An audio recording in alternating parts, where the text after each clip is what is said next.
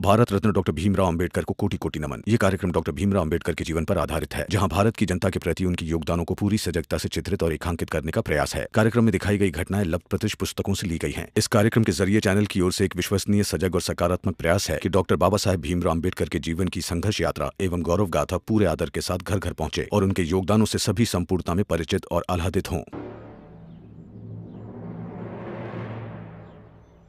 Jijabai,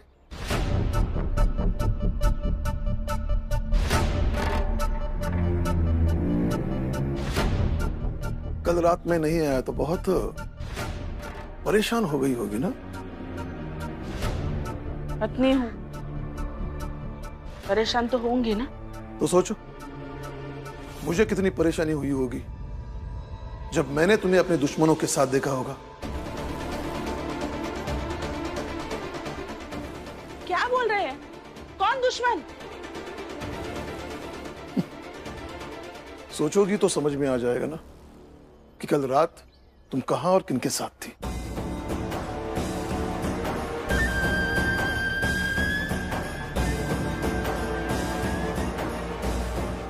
Jijabai,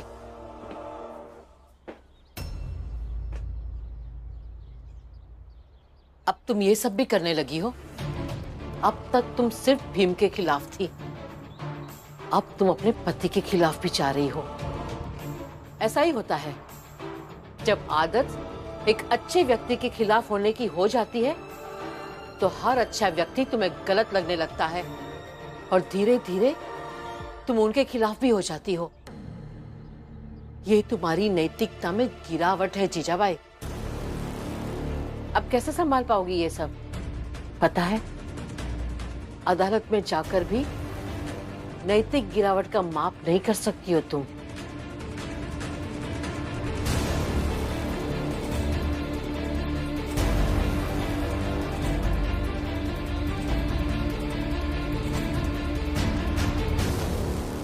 my Lord, ये case 6 महीने पुराना है, जिसका फैसला भी हो चुका है और गवाही के आधार पर पूरन का अपराध भी साबित हो चुका है।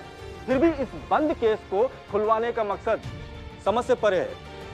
ये इस अदालत की कीमती समय की बर्बादी है। इसलिए मैं अदालत से दरख्वास्त करता हूं कि इस केस को बंद ही रखा जाए। बहुत सारे केस पेंडिंग है, उस पर ध्यान दिया जाए। That's all my Lord.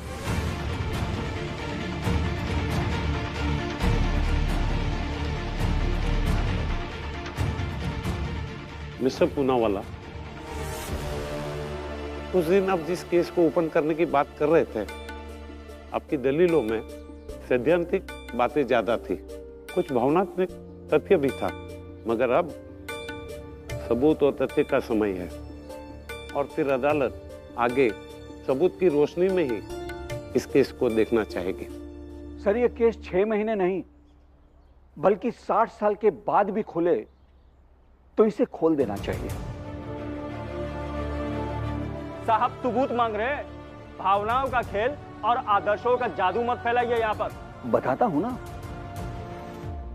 ये केस भर ही नहीं है सर, ये स्वयं से बन गई एक ऐसी कुरीति है जिसे समाज अपना अधिकार, अपना चरित्र समझ बैठा है। मिलॉर्ड, मैं कुछ लोगों को बुलाना चाहता हूं, इजाजत है? किन लोगों को बुलाना चाहते हैं? आपके पिताजी, आपके बेटे और आपकी पत्नी को।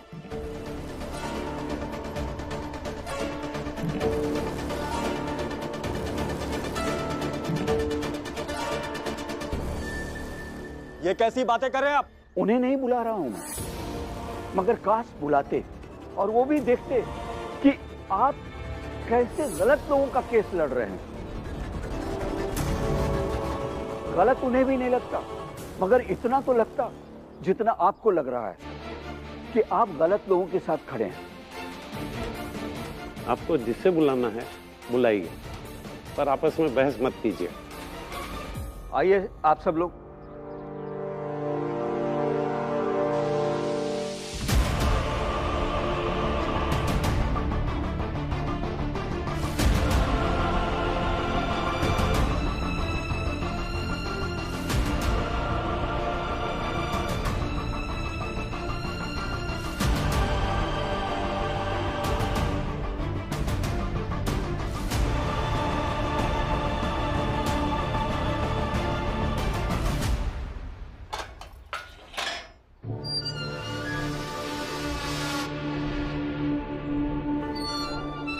जोखू, जी साहब। चल बाहर घुमा के लाते हैं। नहीं नहीं साहब, हम बाहर न जाएंगे साहब। बाहर ले जाके आप हमका मार दोगे। हम न जाएंगे साहब। नहीं जाओगे तो यही मार डालेंगे। आप हिया नहीं मार सका तो हमका कहे कि आप हिया मारोगे तो हिसाब देना पड़ेगा आपको, लेकिन बाहर मार दोगे तो एनकाउंटर का नाम होएगा। ये ऐसे नहीं जाएगा। पकड़ो इस तरह लेके चलते हैं। नहीं नहीं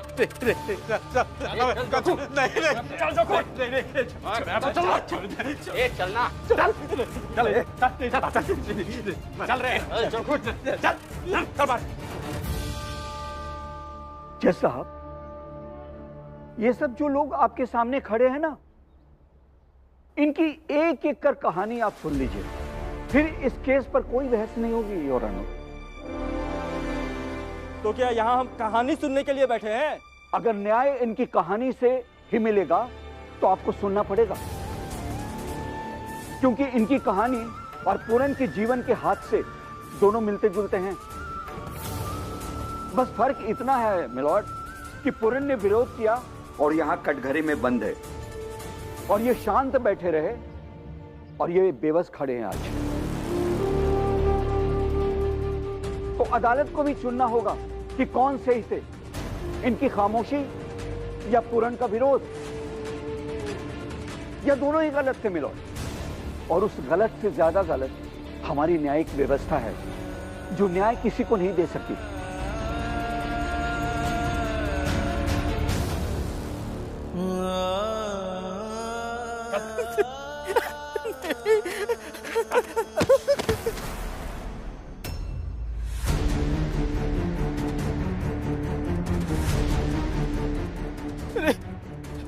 ये आपका कहाँ ले आए हो तुम लोग? कहाँ ले आए हो आपका? आज तुम्हारी कहानी समाप्त। और भीमराव नहीं है ना तुझे बचाने के लिए, वो वहां अदालत में बैठा है। वहां पूरन केस हारेगा, यहाँ तुम मरोगे।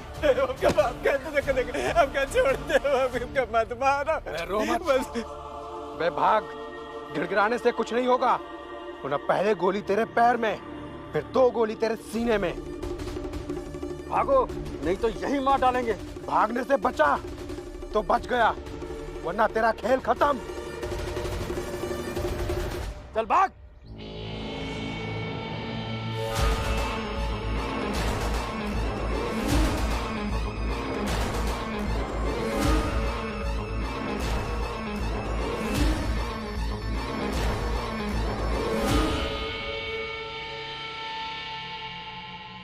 लेकिन अगर न्याय कहानी सुनते हैं ना सर, क्योंकि न्याय आपके कहने से नहीं बल्कि परिस्थिति के सारे पहलुओं को देखने और समझने से मिलेगा।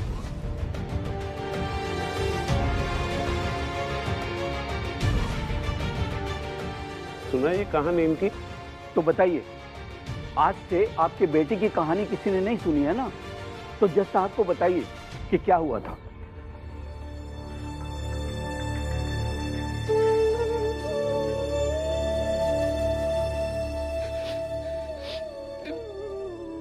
ब्याह के 4 दिन बाद ही मेरा बेटा पागल हो गया जज साहब।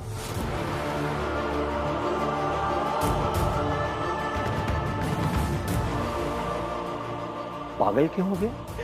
बारात में वो घोड़ी पे चढ़ के जा रहा था जज साहब। उच्च जाति के लोगों ने उसे उतार दिया और बहुत मारा,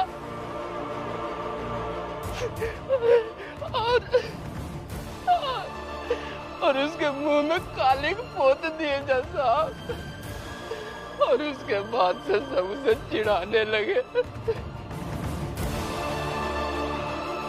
और उसके बाद में मेरा बेटा पागल हो गया जज साहब। मैं अकेला पड़ गया हूँ जज साहब।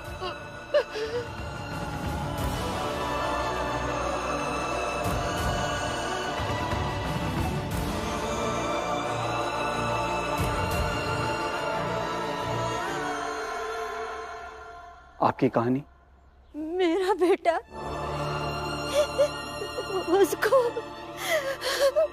उसको घोड़े में से उतार दिया, शादी करने के लिए आगे नहीं जाने दिया।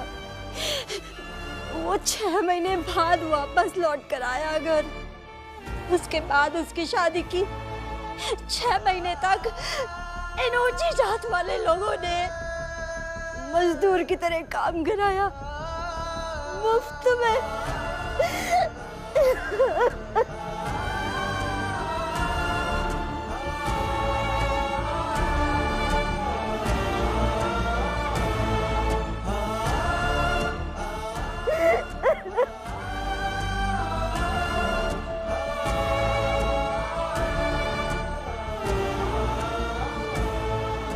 आप बताइए। मेरे पति को घोड़ी पर चढ़कर जाते देखा ब्याह के समय।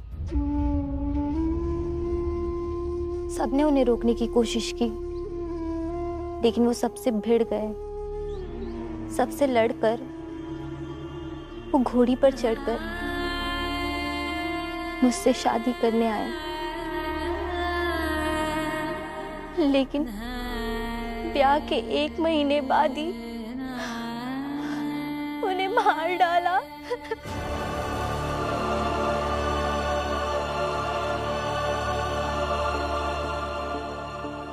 उस जात के लोगों ने उन्हें मार डाला और मुझे विधवा बना दिया।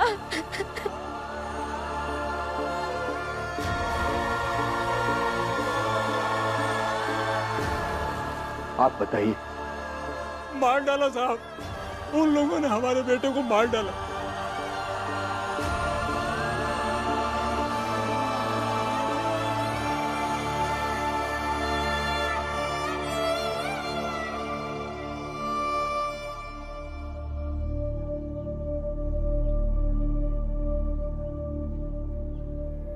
मिलॉर्ड, ये अदालत इन लोगों को रोते हुए देखे, फिर अदालत की कार्रवाई शुरू हो।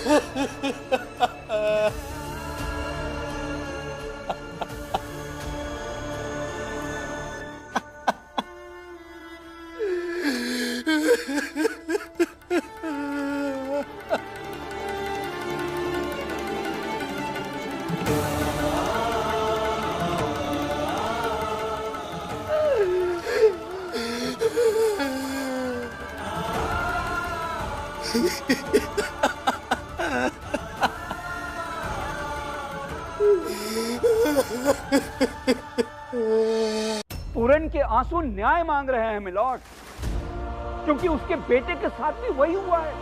इसके बेटे को घोड़ी से उतार कर मारा, तो शादी के बाद इसके बेटे, बहू और पत्नी को घर में बंद करके जला दिया।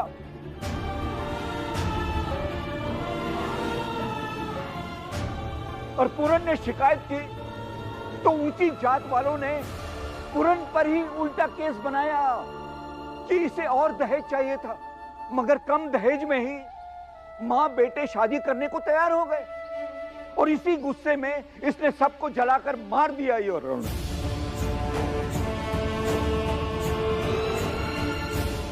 और इसी के मोहल्ले के कुछ लोगों से इसके खिलाफ गवाही दिलवा दी मिलॉर्ड। और तब से ही अपनी पत्नी, बहू और बेटे के मारने के जुर्म में जेल में बंद है मिलॉर्ड। अगर पूरन की कहानी को सुनकर इस अदालत को रोना नहीं आ रहा है तो ये अदालत बंद कर देना चाहिए मिलॉर्ड। रोना तो आना ही चाहिए, मगर इसमें सच्चाई हो तब ना। माय लॉर्ड, 4 आदमी पकड़ के लाए, कहानी रटा दिया और रोने लगे। फिर चालाकी से उसे पूरन से जोड़ दिया। फिर अंत में एक भाषण जोड़ दिए, यहाँ किसी को रोना नहीं आ रहा है, फलाना ढिमकाना। इसमें सत्यता क्या है? इस लड़के को देख रहे हैं आप? क्या नाम है इसका? भीमराव। ये ऑफिस में काम करता था मिलॉर्ड, एक अखबार के ऑफिस में। वहां के पुराने अखबार में इन सब के बारे में छपा है। अगर अखबार में छपी ये बातें झूठी हैं तो झूठी खबर छापने वाले मालिक पर केस बनता है।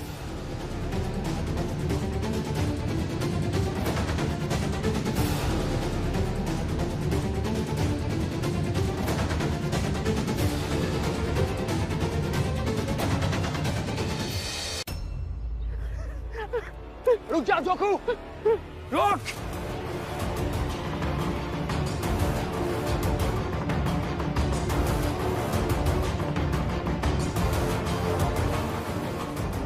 जोखू रुक जा, रुक जा जोखू, रुक। जोखू काका, आप भाग क्यों रहे? आप भागिए मत, आपको कुछ नहीं होगा। आप विश्वास रखिए, आपको कुछ नहीं होगा।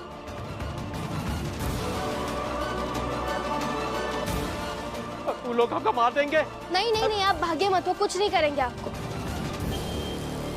सबको यही मार डाले क्या?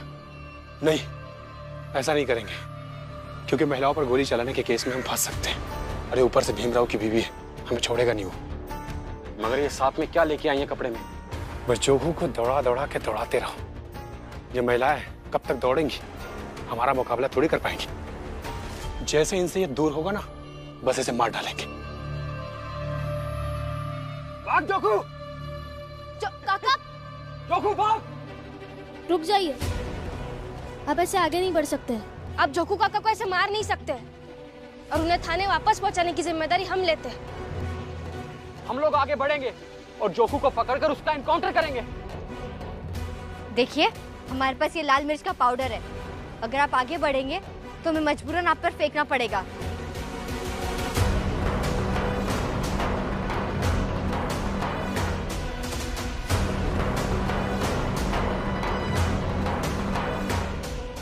ऐसे कैसे फेंक दोगी मिर्ची? हटो आगे से। आप बढ़िए मत आगे, नहीं तो हम सचमुच मिर्च का पाउडर डाल देंगे। देखिए, न्याय की नजर अगर अन्याय के रास्ते पर जाए तो उसे रोकना हमारा कर्तव्य है। और आप लोग आगे मत बढ़िए, नहीं तो ये मिर्च का पाउडर फेंकना पड़ेगा आपके ऊपर। ऐसे कैसे मिर्ची फेंक दोगी? अगर मिर्ची फेंकी ना, सबको अंदर कर दूंगा। हाँ।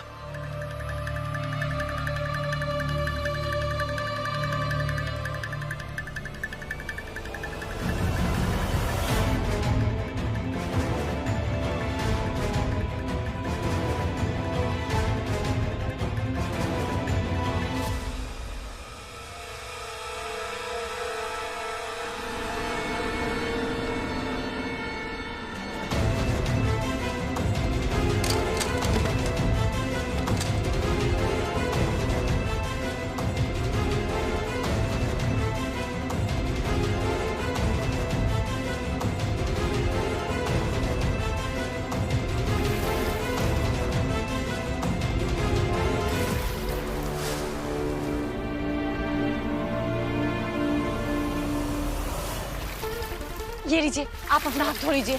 हम आप भी लीजिए, ये पानी लीजिए, पानी लीजिए।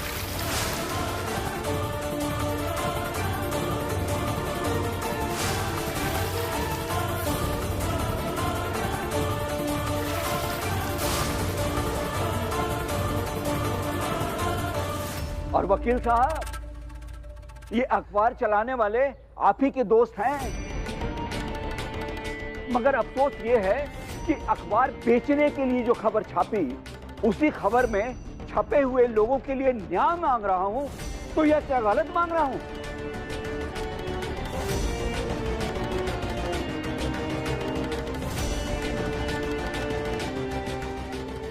मिलॉर्ड, मैं चाहता हूं कि इस केस पर थोड़ा और समय दिया जाए और पूरन के गुनहगारों को ढूंढा जाए और उन्हें सजा दी जाए।